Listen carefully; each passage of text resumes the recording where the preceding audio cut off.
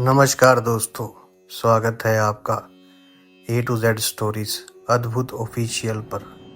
साधु संत फकीर गुरु रहबरों की सदा ही जय जयकार। संत मुनेंद्र जी अनल अर्थात नल और अनील अर्थात नील को शरण में लेकर श्रीलंका चले गए। परमेश्वर मुनेंद्र जी ही कबीर साहब उन्हीं के रूप में आए थे वहां। अब वो श्रीलंका चले गए। वहां पर एक परम भक्त चंद्र विजय जी का 16 सदस्यीय पुण्य परिवार रहता था। वे भाट जाति में उत्पन्न पुण्य आत्मा प्राणी थे। संत मुनिंदर साहब यानी कि कबीर साहब जी का सत्संग सुनकर पूरे परिवार ने नामदान लिया। परम भक्त चंद्र विजय जी की पत्नी भक्तमती करमवती राजा रावण की रानी मंदोदरी की सेवा करती थी। वे रानी मंदोदरी को हास्य व्यंग्य सुनाकर मनोरंजन करती थी। भक्त चंद्र विजय रावण के दरबार में काम करता था, सेवा करता था। वे स्तुति के गीत गाकर राजा को प्रसन्न करता था।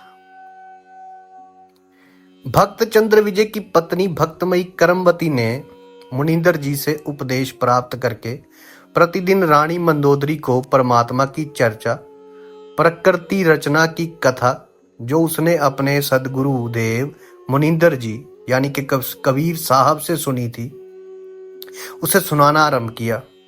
रानी मंदोदरी को बहुत आनंद आने लगा। भक्तमती करमवती कई घंटों तक परमात्मा की सच्ची तथा कथा सुनाती रहती और मंदोदरी की आंखों से आंसू टपकते रहते। एक दिन रानी मंदोदरी ने करमवती से पूछा कि तुमने ये ज्ञान किससे सुना? तुम तो उल जुलूल बातें किया करती थी। इतना परिवर्तन परमात्मा तुल्य संत के बिना नहीं हो सकता। तब करमवती ने बताया कि हमने हाल ही में एक परम संत से उपदेश लिया है। रानी मंदोदरी ने संत से मिलने की इच्छा व्यक्त करते हुए कहा कि इस बार जब तुम्हारे गुरुजी आए तो उन्हें यही ले आना। अपनी स्वामिनी का आदेश पाकर आदरपूर्वक सिर झुकाते हुए करमवती ने कहा कि जो आदेश होगा आपकी दासी उसका पालन करेगी, परंतु मेरी एक प्रार्थना है। कहा जाता है कि संत को आदेश देकर नहीं बुलाना चाहिए, स्वयं जाकर दर्शन करना ही शुभ होता है, अन्यथा जो आपका आदेश होगा वही होगा।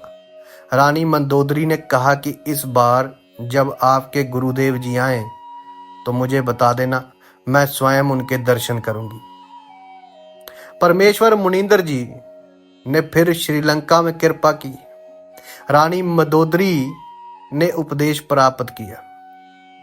कुछ समय बाद उसने अपने प्रिय देवर विभीषण जी को उपदेश प्राप्त करवाया। उपदेश प्राप्त करने के बाद मंदोदरी दिन रात परमात्मा के स्मरण में लीन रहने लगी।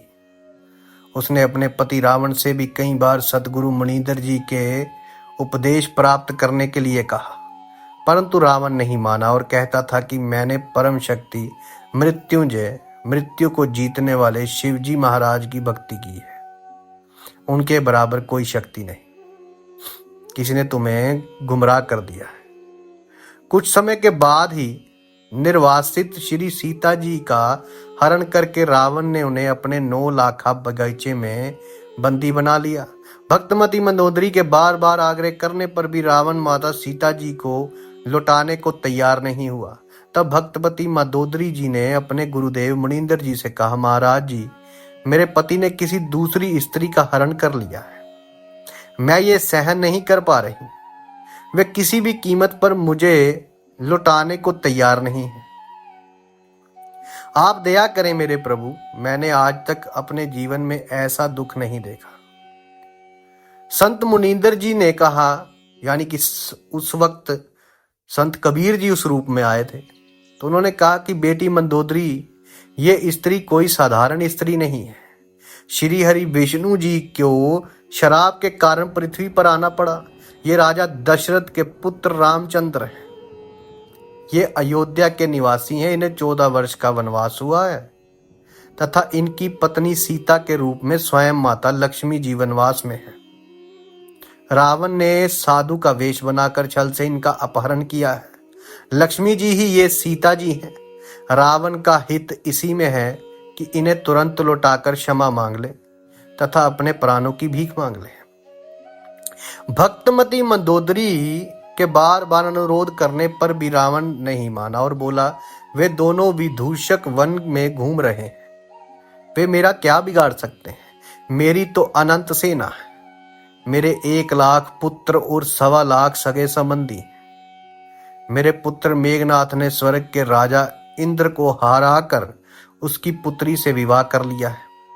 हमने 33 करोड़ देवी देवताओं को बंदी बना लिया है। तुम वन में रहने वाले उन 2 बेघर भटकने वालों को भगवान बताकर मुझे डराना चाहती हो? मैं इस स्त्री को नहीं लौटाऊंगा। मंदोदरी ने अपने पूज्य गुरुदेव से सुना हुआ भक्ति मार्ग का ज्ञान रावण को खूब समझाया।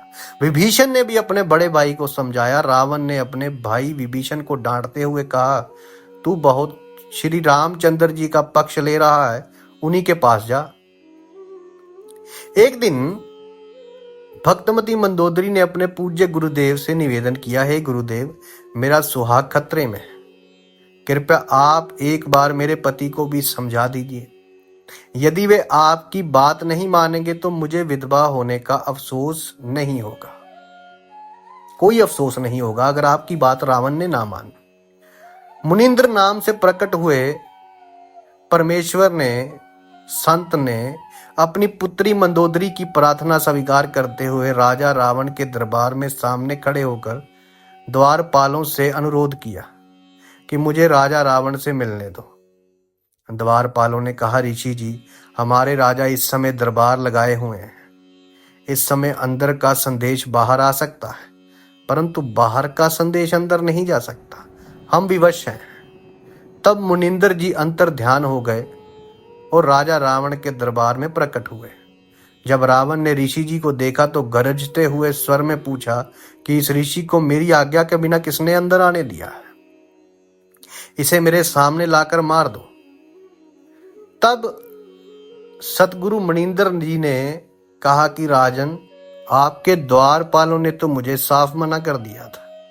उन्हें नहीं पता कि मैं अंदर कैसे आया। रावण ने पूछा कि आप अंदर कैसे आए? तब मुनिंदर रूप में संत कबीर साहब अंतर्धान हो गए तथा पुनर् प्रकट हुए तथा कहा कि मैं ऐसे ही अंदर आया। रावण ने पूछा कि आने का कारण बताओ। तब भगवान ने कहा कि तूने योद्धा होकर एक स्त्री का अपहरण किया है। ये तेरे ऐश्वर्य व पराक्रम के विरुद्ध है। ये कोई साधारण स्त्री नहीं, ये तो स्वयं लक्ष्मी का अवतार है। श्री रामचंद्र जी जो इसके पति हैं स्वयं विष्णु हैं। इसे लौटाकर अपने प्राणों की भीख मांग, इसी में तेरा कल्याण है।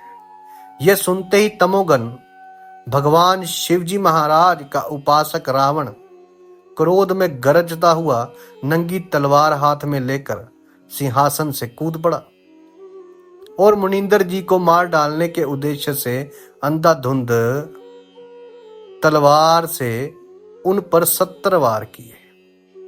परमेश्वर मुनिंदर जी ने हाथ में झाड़ू का पतला ठंठल पकड़ा हुआ था, जिसे ढाल बनाकर आगे बढ़ाया।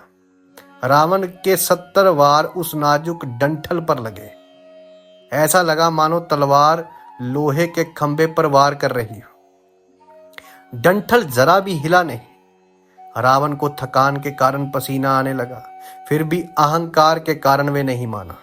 फिर भी उसे पता चल गया कि ये कोई साधारण ऋषि नहीं है। रावण ने कहा कि मैं आपकी कोई बात नहीं सुनने वाला, आप जाइए। परमेश्वर मुनिंदर जी वहां से अंतर्धान हो गए। मंदोदरी के पास गए तथा उसे सारा वृत्तांत सुनाया। रानी मंदोदरी ने कहा कि गुरुदेव, अब मुझे विधवा होने में कोई परेशानी नहीं होगी। मुनिंदर जी वहां से चले गए।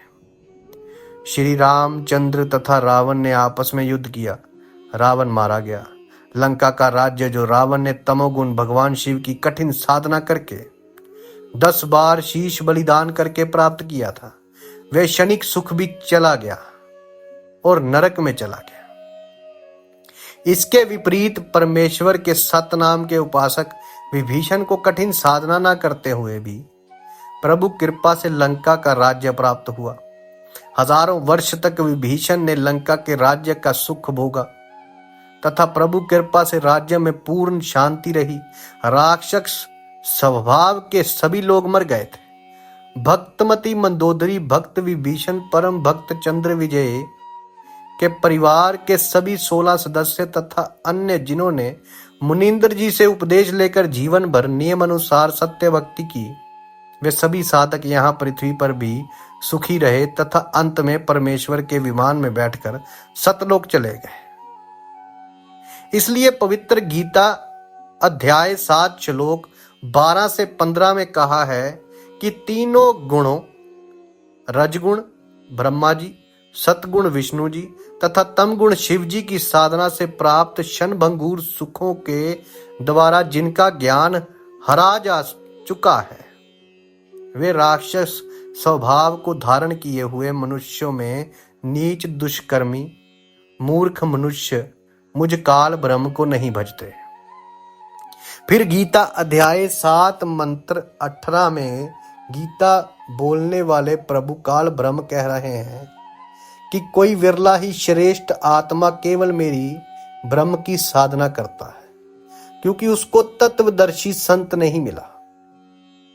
वे श्रेष्ठ आत्माएं भी मेरी अनुत्तमाम अति बुरी गतिम मोक्ष अवस्था के अधीन रह गई, उनकी भी पूर्ण मुक्ति नहीं हुई। इसलिए पवित्र गीता अध्याय 18 श्लोक 62 में कहा है कि हे अर्जुन, तू सर्वभाव से उस परमेश्वर पूर्ण परमात्मा तत्व ब्रह्म की शरण में जा।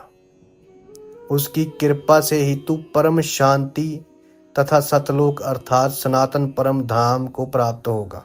इसीलिए संतों, गुरु रहबरों ने गुरु से दीक्षा ली, संतों से दीक्षा ली, क्योंकि गुरु का स्थान उच्च है। इसीलिए कहा गया है प्रथम भगवती पहली पूजा माँ की होती है, दूसरी पूजा गुरुजनों के थां की होती है, दूसरी गुरु स्थान की होती है, फिर उस खुदा की होती है, परमात्मा की होती है।